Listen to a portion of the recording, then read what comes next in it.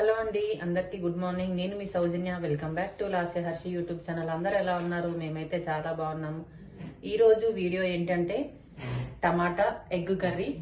ఎవరైనా సింపుల్గా చేసుకునే విధంగా నేను ఎలా చేస్తానో చూపిస్తాను. బ్యాచిలర్స్ అండ్ ఫ్యామిలీస్ ఈజీగా చేసుకోవచ్చు ఈ రెసిపీని అయితే.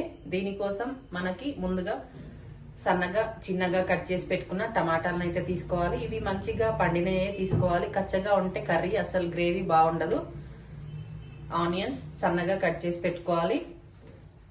పచ్చిమిర్చి, అలాగే కొత్తిమీర, కరివేపాకు. వీటితో పాటు ఎగ్స్ ఉంటే సరిపోతుంది. చాలా ఈజీగా మనం ఈ కర్రీని అయితే ప్రిపేర్ చేసుకోవచ్చు. సింపుల్గా క్విక్గా అయిపోతుంది. టేస్ట్ కూడా చాలా బాగుంటుంది. ఒకసారి మనం ప్రాసెస్లోకి వెళ్ళిపోదామా? ముందుగా స్టవ్ అయితే ఆన్ చేసుకొని నేను ఒక గిన్నెనైతే పెట్టుకున్నాను, లేదంటే ప్యాన్ని కూడా పెట్టుకోవచ్చు. ఇది గిన్నె హీట్ అయిన తర్వాత మనం ఆయిల్ అయితే వేసుకోవాలి. నేను ఇప్పుడు 3 పావుల ఆయిల్ని అయితే వేసుకుంటున్నాను. ఆయిల్ హీట్ అయిన తర్వాత జీలకర్ర, ఆవాలు వేసుకొని ఇవి మంచిగా ఫ్రై అయిన తర్వాత మనం ముందుగా కట్ చేసి పెట్టుకున్న పచ్చిమిర్చిని అయితే వేసుకోవాలి.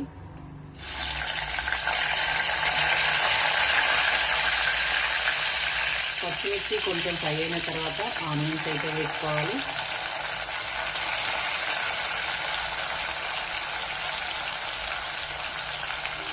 ఆనియన్స్ తొందరగా మగ్గడం కోసం నేనైతే కొంచెం సాల్ట్ అయితే వేసుకుంటున్నాను. అలాగే కరివేపాకు కూడా వేసుకున్నాను. వీటన్నిటిని ఒకసారి బాగా కలుపుకోవాలి.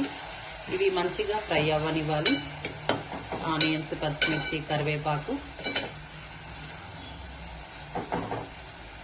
మంట మీడియం ఫ్లేమ్లోనే పెట్టుకోవాలి. హై ఫ్లేమ్లో పెట్టినట్టయితే ఇవైతే మాడిపోతాయి. ఇప్పుడు ఆనియన్స్ ఇవి ఫ్రై అయ్యేంత వరకు నేనైతే మూత పెట్టుకొని మీడియంలోనైతే మంటను పెట్టాను. ఇప్పుడు మూత అయితే తీసుకొని ఆనియన్స్ అయితే మనకు మంచిగా ఫ్రై అయిపోయాయి. ఈ టైంలో మనం అల్లం పేస్ట్ అయితే వేసుకోవాలి. ఫ్రెష్గా రుబ్బుకున్న అల్లం అయితే చాలా బాగుంటుంది. ఇలా ఒక స్పూన్కి అల్లం అయితే వేసుకొని అల్లం పచ్చివాసన పోయేంత వరకు మంచిగా ఫ్రై అవ్వనివ్వాలి.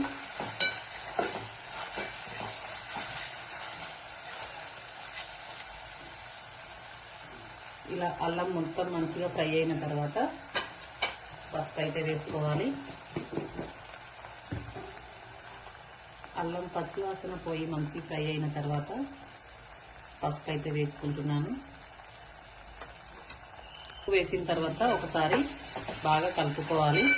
ఇలా మొత్తం కలిసిన తర్వాత ఇప్పుడు మనం ముందుగా కట్ చేసి పెట్టుకున్న టమాటాలని వేసుకోవాలి. ఇప్పుడు టమాటాలు అనేది వేసుకుంటున్నాను.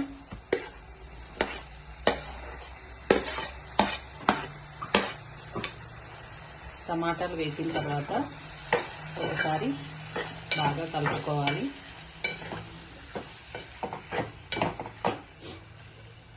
ఇలా అంతా కలిసిన తర్వాత రుచికి సరిపడా సాల్ట్ అయితే వేసుకోవాలి. ఎందుకంటే ఈ సాల్ట్ ఈ టమాటాల నుంచి వచ్చిన వాటర్కి మంచిగా గుజ్జులాగా ఉడికిపోతుంది. దానికోసమని మనం ముందే సాల్ట్ అయితే వేసుకుంటున్నాము. నేనైతే సరిపడా సాల్ట్ అయితే వేసాను. సాల్ట్ వేసిన తర్వాత ఒకసారి కలుపుకొని ఇవి టమాటాలు మంచిగా ఉడికేంత వరకు మూత పెట్టుకొని ఉడికించుకోవాలి. నేను ఇప్పుడు మంట సిమ్లోనే పెట్టాను.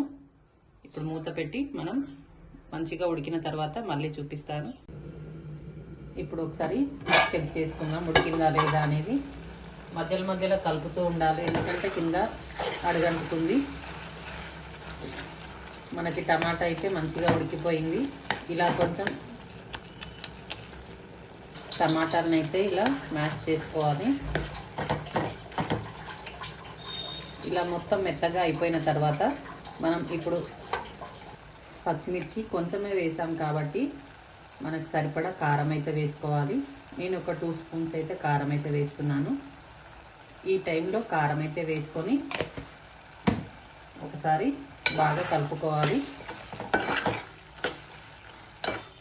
కారం మొత్తం మంచిగా కలుపుకున్న తర్వాత ఎగ్స్ అయితే వేసుకోవాలి. నేను ఈ టమాటాలకి 4 ఎగ్స్ అయితే యూజ్ చేస్తున్నాను. మీకు ఎన్ని కావాలంటే అన్నైనా వేసుకోవచ్చు, 3, 4, 5 అలా. దీన్ని మనం ఒక 2 నిమిషాలు మంచిగా ఉడికించుకోవాలి. ఎగ్గుని ఇలా నీలంని, ఎల్లో కలర్ నీలంని ఏం కదపకుండా అలానే ఉడికించుకోవాలి. ఎందుకంటే కదిపినట్టయితే అంత నీచు వాసన వస్తుంది. ఇప్పుడు నేను 4 ఎగ్స్ అయితే వేసాను కదా, అలాగే మూత అయితే పెట్టుకుంటున్నాను. మూత పెట్టుకొని ఒక 2 మినిట్స్ అయితే ఉడకనివ్వాలి. ఒకసారి 2 మినిట్స్ తర్వాత మనం తీసి చూద్దాం. మనకు ఎగ్స్ అయితే మంచిగా ఉడికిపోయాయి. ఎగ్స్ని ఇలాగే కలపకుండా మరొక వైపుకి తిప్పుకున్నాం.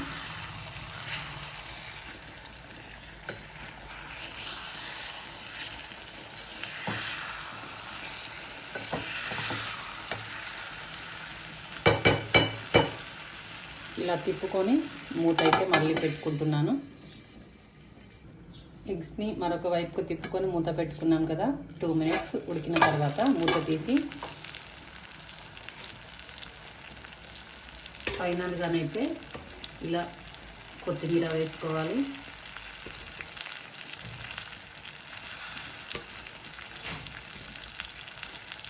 కొత్తిమీర వేసిన తర్వాత కొంచెం ధనియాల పొడి,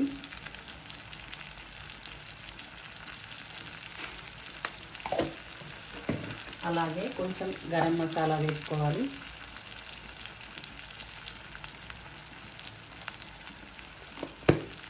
వేసిన మసాలాలు, కొత్తిమీరలు మొత్తం కలిపేటట్టు ఒకసారి బాగా కలుపుకోవాలి.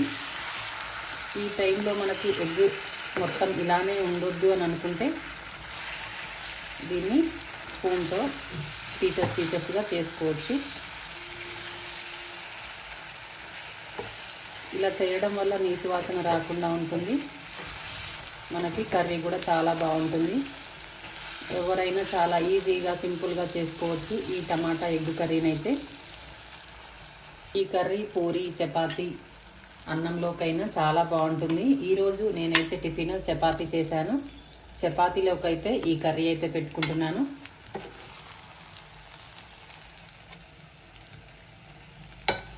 ఇలా మీరు కూడా ఒకసారి ట్రై చేసి చూడండి ఎలా వచ్చిందో.